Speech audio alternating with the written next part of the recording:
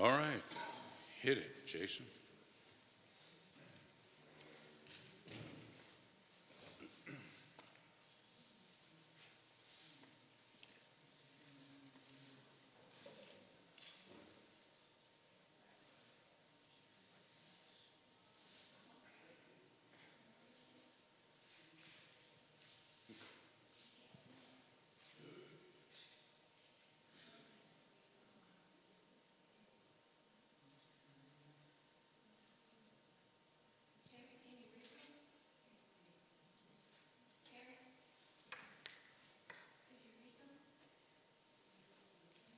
Can everybody read that? No, of course not. Okay, next one, Jason.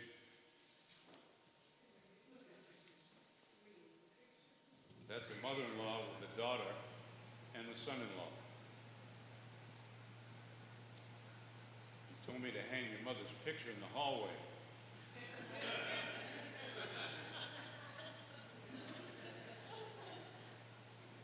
That could be a mother or a mother-in-law.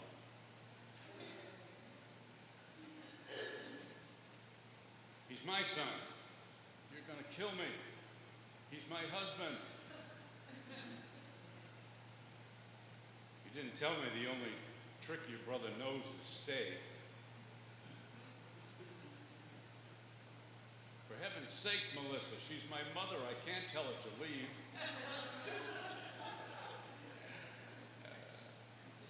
Are you using the proper nail? I don't want my mother's picture to fall down.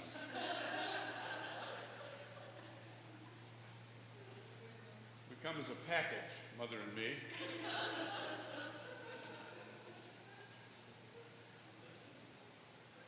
That's an old book talking about a sister-in-law. I don't know the date on that one. Hello, Mother. Have you got that voodoo book out on the library again? Oh no, looks like my wife's sisters are here. All right. Well, guess what we're going to be talking about this morning? In-laws. Some of them are gone. They just don't want to show up. In-laws. Been a long-standing relationship, hasn't it? In-laws. Adam and Eve were in-laws when Cain and Seth got married, when they took ladies to be their wives. In-laws. Jesus was an in-law. I don't know if you knew that or not. First Corinthians 9, verse 5, Paul says we have the right to lead about wives like the apostles and the Lord's brothers. So he was kind of a half-brother-in-law, I guess you'd call him. So, in-law relationships have been going on ever since day one, almost day one. Two kinds of relationships in in-laws. Now, everybody's an in-law except a person that has never gotten married and has no siblings. Other than that, everybody's an in-law or will be or has been. Some in-laws are has-beens, right? So in-law relationship, there's two kinds. There's the good kind, first of all. We're all familiar with Ruth, right? And Ruth's mother-in-law, Naomi, was a fine woman. Her two sons had wives, and her husband died. And then the husbands or her sons died, the husbands of her daughters-in-law. And Orpah was a good daughter-in-law. She decided not to stay, but she had such a fine relationship with her mother, they kissed in their parting. And then, of course, Ruth said, "Where you go, I go. Where you die, I die. Your family be my family. I'm sticking with you." And at the end of Ruth, in chapter 4, the women of the town told Naomi, "She's been better to you than 7 sons." Wonderful daughters-in-law. Good relationships. Then you have the bad ones. If you have your Bibles, look in Genesis 26. And unfortunately, there's probably more rough in-law relationships than there are good ones. because we're all folks, right? We all slip up now and then. Genesis 26, this is about Esau, Isaac and Rebekah's son, one of their sons. 26, 34 and 35. Genesis 26, 34 and 35, right at the end. So Esau is 40 years old. Most 40-year-old men are full of pride and stupidity. I'm speaking for myself.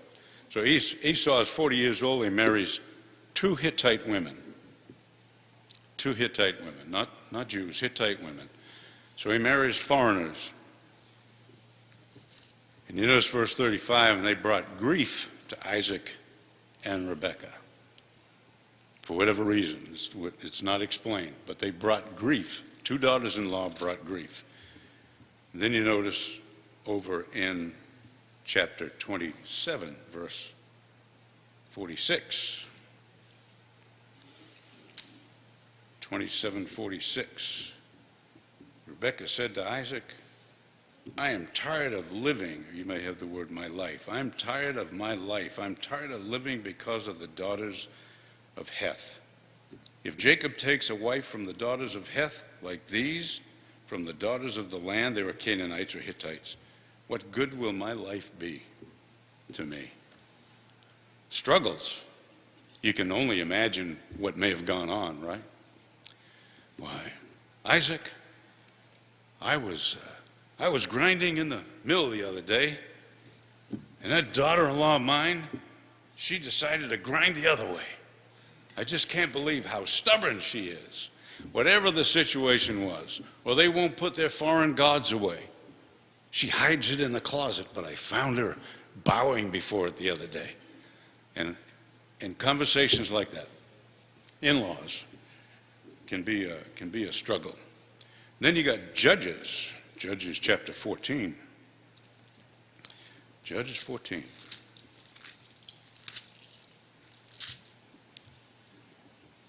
The story of Samson.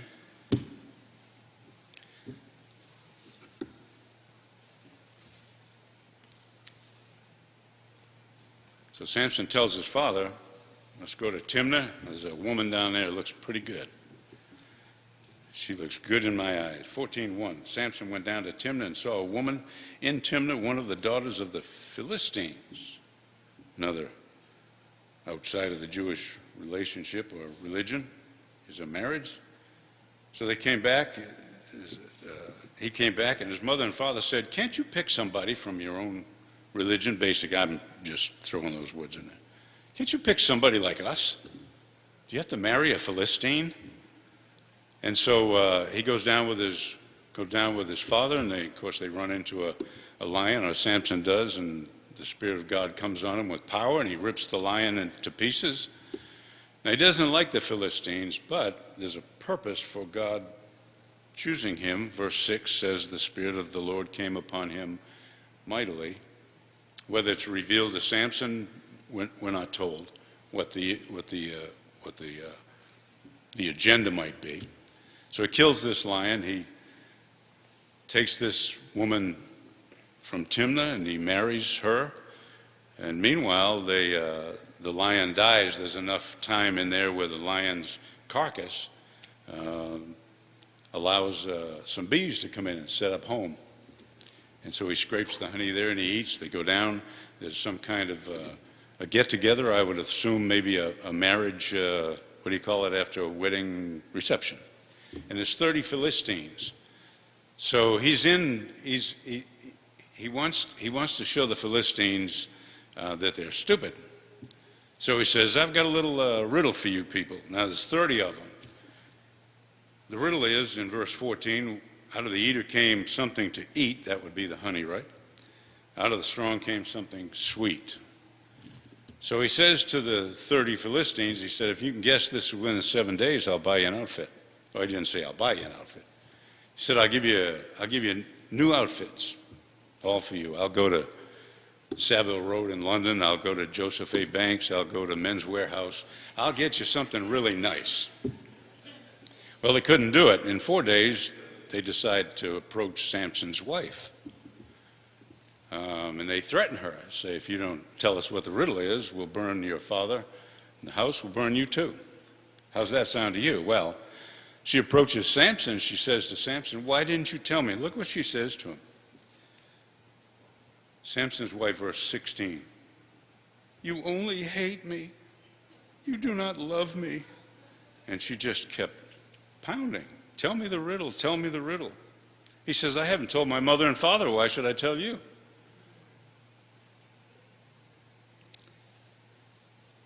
So they figure out the riddle only because Samson's wife told him what it was. And so what's he do? Does he get a new set of clothes? He kills 30 Philistines and takes their clothes and gives them to the 30 that are waiting. So they didn't really get a deal. I don't know if there were bloody clothes or not. That's not important. But he is in hatred so much for the Philistines that he kills the Philistines, takes their clothes, and gives them to the 30 that are waiting. So they think they got a deal. But the issue really is down in verse 20. But Samson's wife was given to his companion who had been his best friend. Your translation may say best man. He was his friend. Well, that's Samson's wife. She was given to somebody. Turn your page if you have to. Chapter 15, verse 1. But after a while, in the time of the wheat harvest, Samson visited his wife with a young goat and said, I'll go into my wife, into her room. But her father did not let him enter. So Samson's trying to make up. He's trying to, kiss and make. That's what husbands do, right? They try to kiss and make up. Well, I got this flower for you. Your hand shaking, I hope she accepts it. Look at what the father says. Her father said, I really thought that you hated her intensely. Where would he get that information from? What did she say to her husband? You don't love me. You hate me. So she had to go back to the father, assumedly, and say, Dad, Samson doesn't love me. What should her father have said? Go talk to your husband. Work it out. I thought you hated her, so I gave her to your companion. Is not her younger sister better looking than she is? Why don't you pick her? Now there's a relationship that's sour. When the father-in-law decides that because he thinks, according to his daughter, that her husband doesn't love her, well, just leave him. How about you just, I'll give you a one-way bus ticket out of town. And you don't ever have to come back. No business doing that, right? All right, let's talk about, so those are some of the bad ones. I don't know if you got one or not. And we're not here to talk about our in-laws' sons and daughters or our moms and dads. So what do you get? What kind of grist do you get from this mill? What do you understand? Where should we start when we talk about in-laws, marriages, sons and daughters, or moms and dads? Judy. Don't get ahead of me, Judy. Yeah, keep your nose out of other people's business. So what's the basis for that? Keeping your nose out of your son's business or your daughter-in-law's business or your mom or dad now that you're married? What's the basis for minding your own business?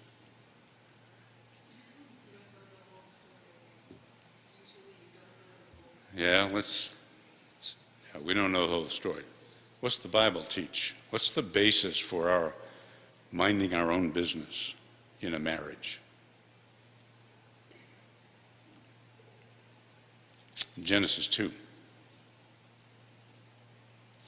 So God takes, yes ma'am?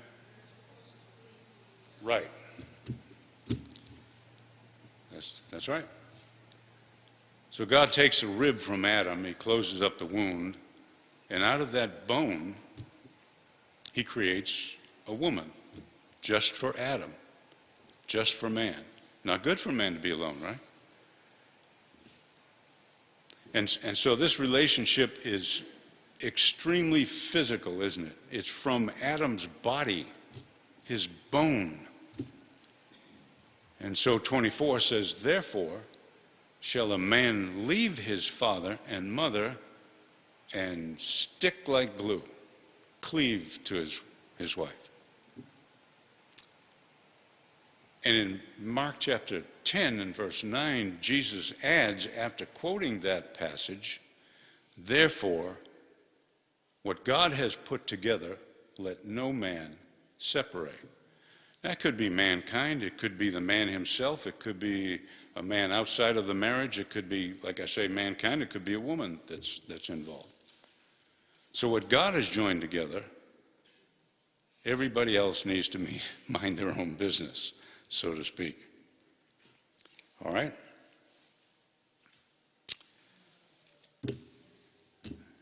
Have to talk about boundaries, right? Boundaries. Two kinds of boundaries. One is physical boundary.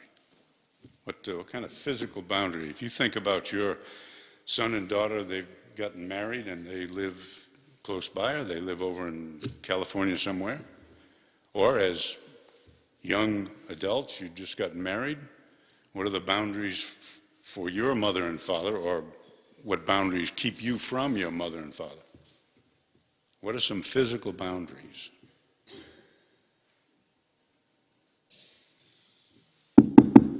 Who's that, honey? How's your father?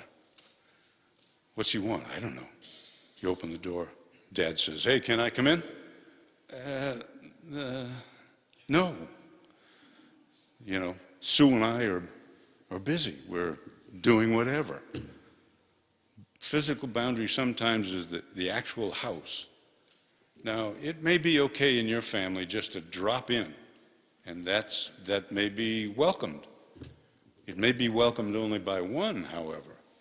It might only be welcomed by your son or your daughter. But what does your in-law daughter or your in-law son think?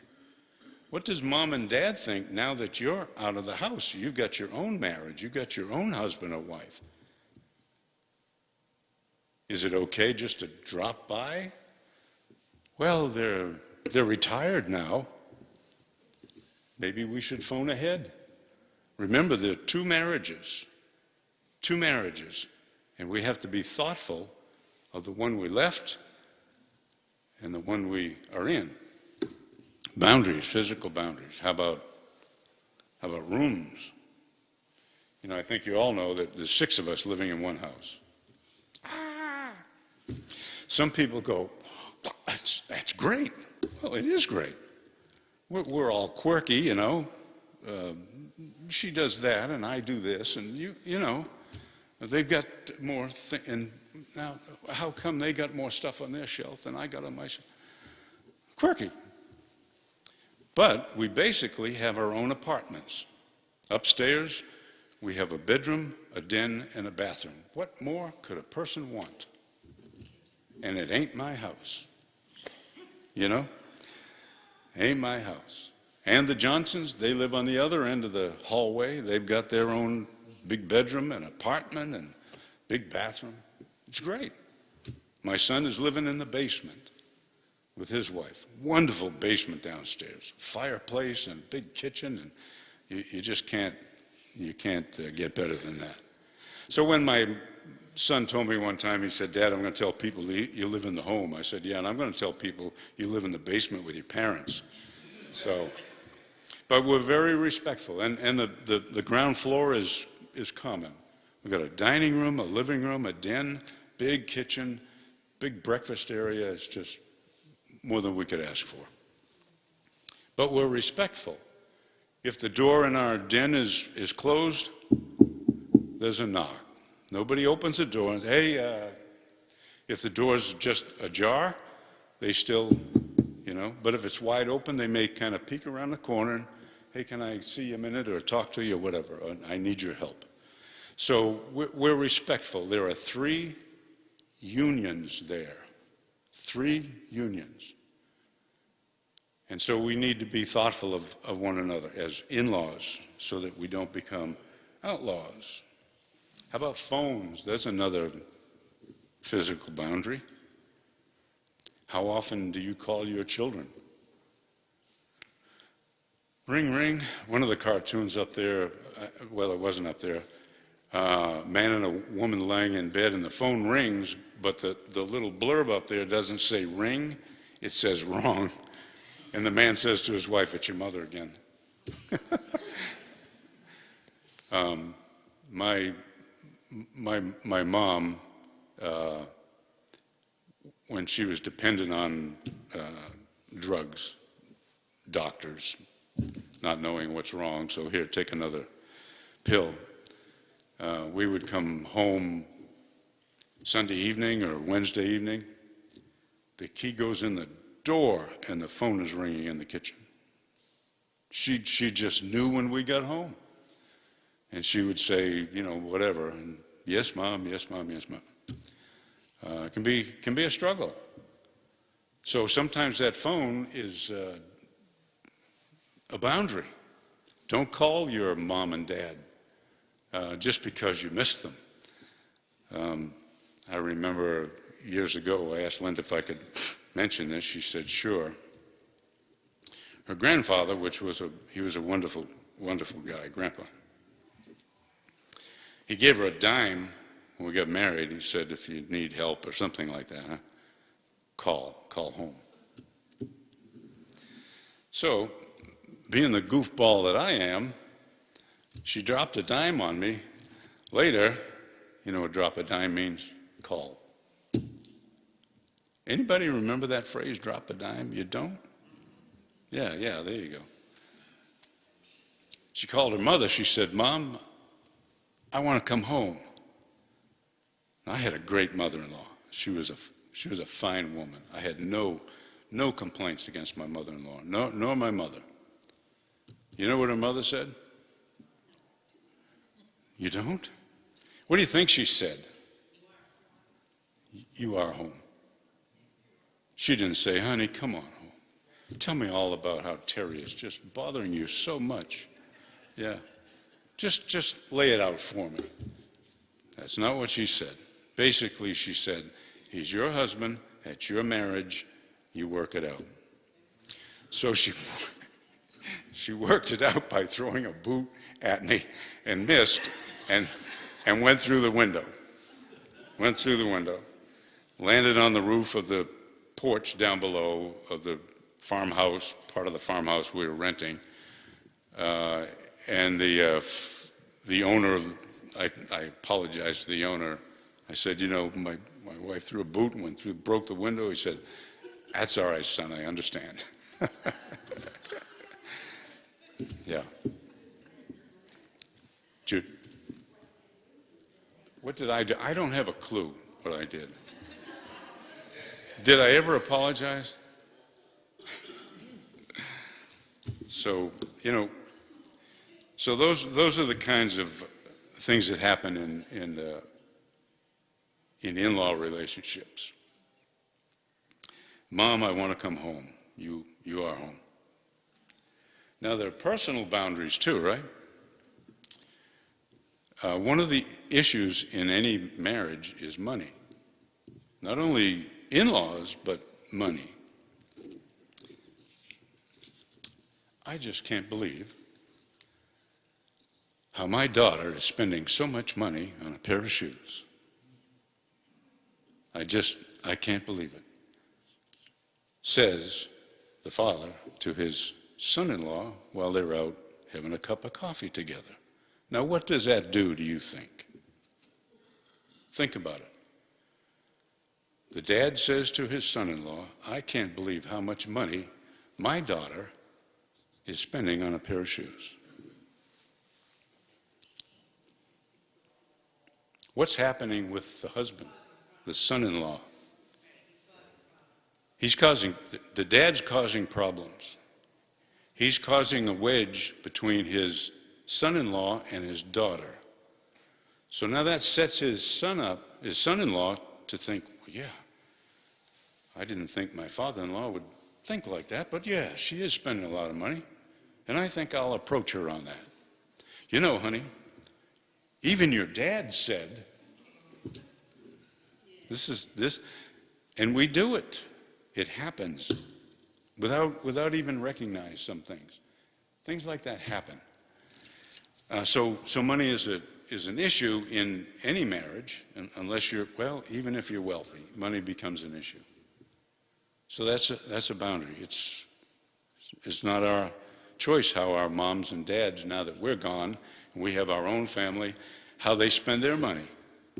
Mom and dad are out on vacation all the time now. They never took me to Disney World, and now they're gone to wherever. It's not your business. And it's not your business how your sons and daughters spend their money either. Now, of course, there are exceptions, obviously. If there's drug money being used for drugs, or, you want to help. You certainly want to help. Children, another boundary. They ought to spank that child until he's just bloody red. I would put him in the basement and not let him out for about a month. Not a bad idea, I guess. But it's not our business. Now, if they're abusing our grandchildren, if they're abusing their children, that's a different issue. But we want to be careful that we give counsel and prayer, all of that, to our children, because we don't want to cause a divorce. We don't want to cause more problems. So we want to approach that carefully, but children are an issue. My daughters-in-law and their husbands do a fine job with their children. My oldest granddaughter is now expecting her fourth, and it should be born on October 1st. Special day in my life. And, they run wild a bit. And, as older folks, you'd like to say, can you control that child? But sometimes we just speak up and say, no running, around 4 or 6 older people. They can bump into you, knock you over, and get hurt themselves. So children are an issue. They can raise their children the way they think is best, just like we did. Decisions. I don't know why that he ever chose that job. I don't know why that they're going to move to Kentucky when Taylor is a fine place to live. And I think I'll throw in my 2 cents. Why, son? Why, daughter? Are you doing that? Why do you follow him? Why? That's their choice, their decision, right? I don't know why mom and dad decided to sell the house. That's not your business. I don't know why they kept that money and didn't give any to me. That's not your business. So you have a marriage, you have a wife, you have a husband that you must concentrate on. Therefore, let no man separate. Vacations and holidays.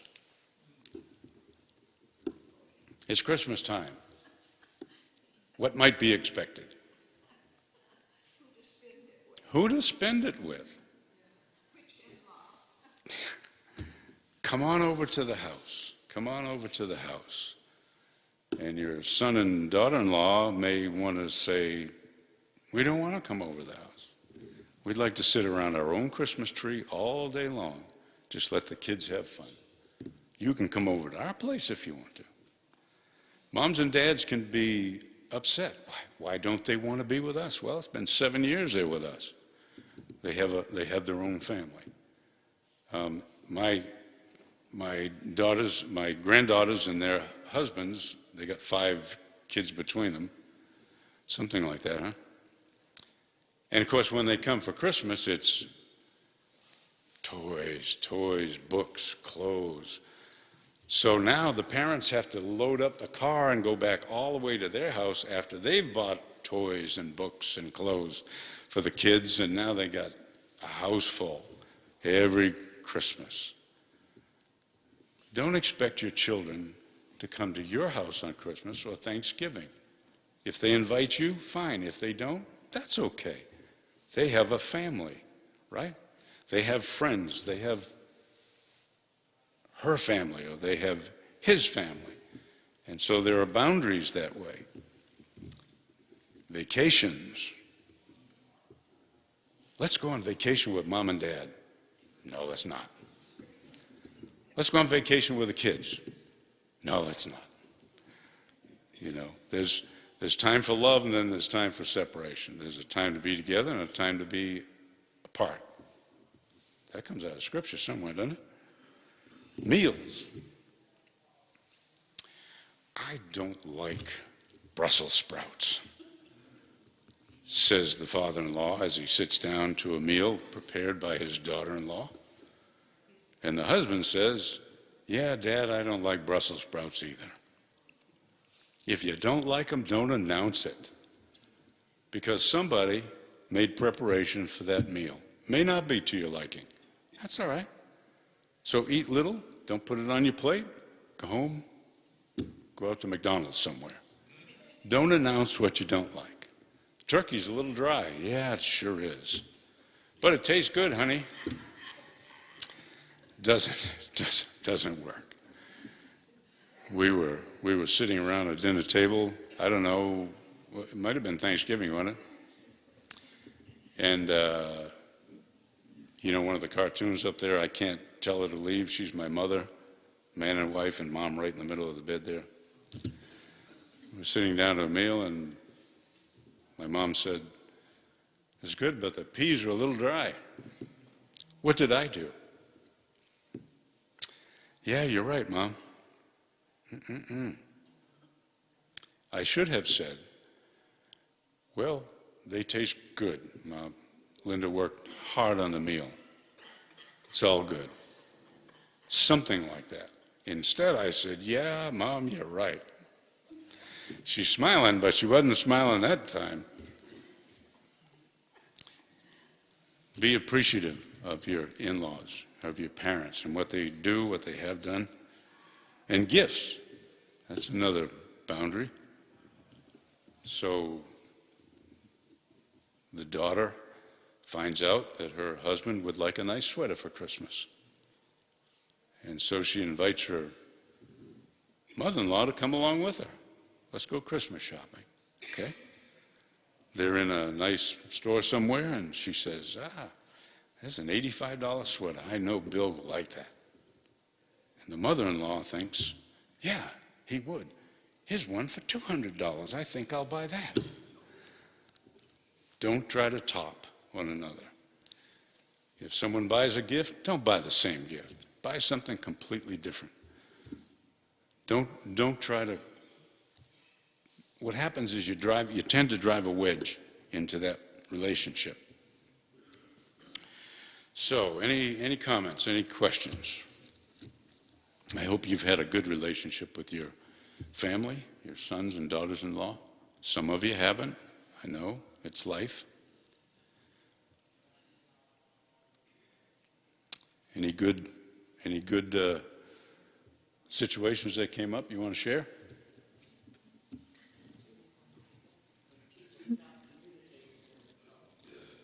When you stop communicating, there's trouble. Right. Yeah. And communication is tough, too. You know, if you've been offended or something like that, and you want to say something. Yeah. Yeah. So bite your tongue and swallow your pride and that kind of thing, right? Word gets around between families, doesn't it? Word can get around. Do you know that Alice said such and such? Well, I'm going to tell Alice's mother-in-law, and here we go. Here we go. And that borders on gossip, right? So what do we need in these relationships? Need some wisdom, don't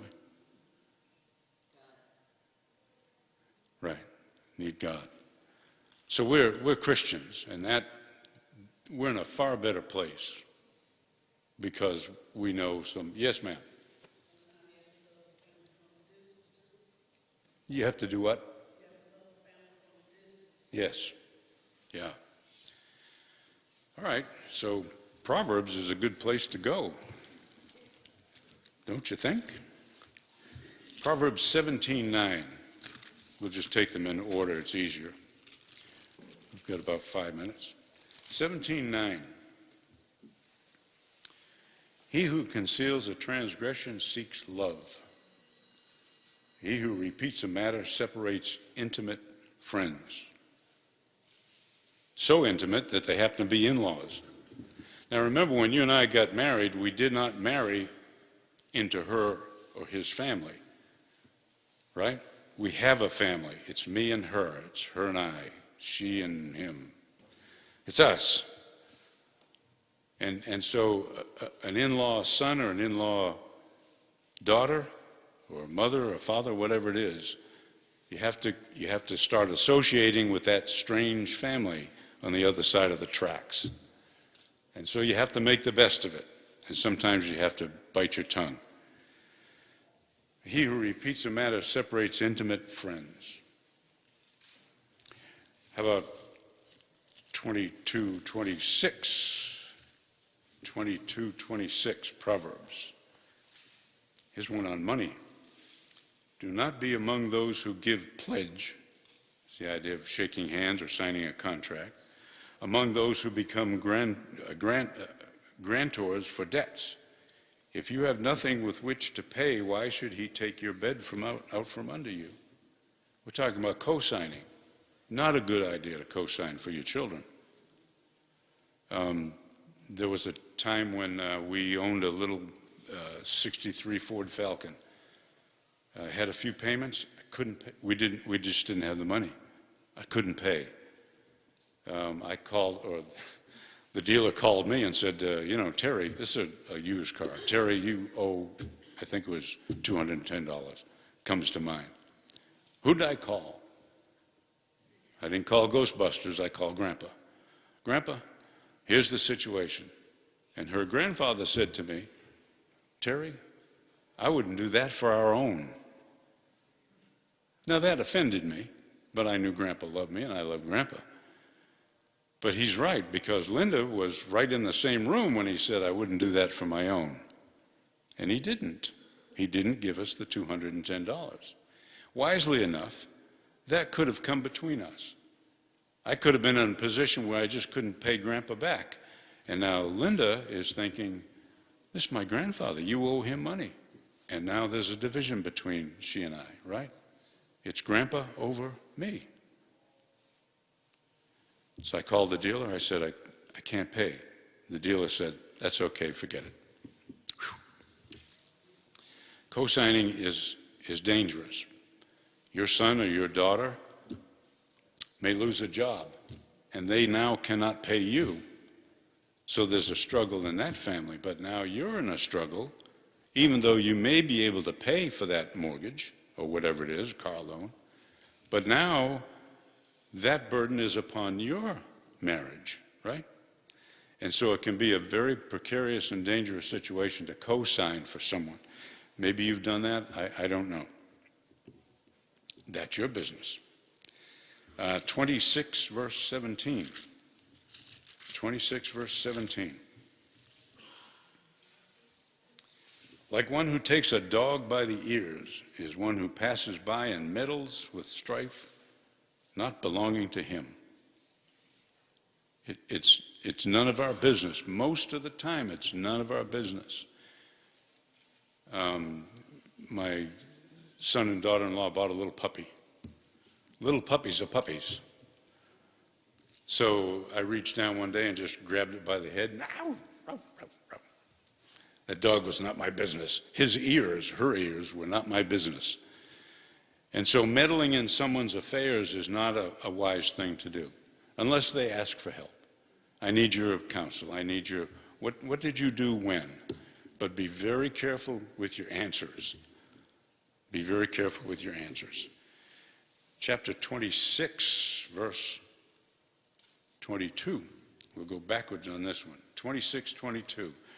The words of a whisperer are dainty morsels, and they go down into the innermost parts of the body. Look at verse 20. For lack of wood, the fire goes out, and where there is no whisperer, contention quiets down.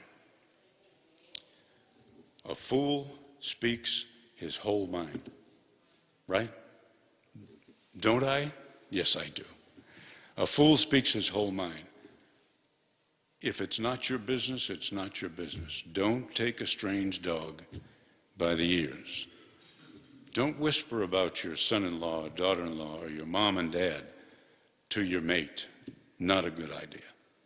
Because that goes down. You know, it's hard to erase memory until you get about 70. Then you don't have to worry about it because you've lost the eraser. But those things stick in a person's mind, right? I remember what you said 20 years ago about your father. It sure is true today. Sometimes we just don't forget. So,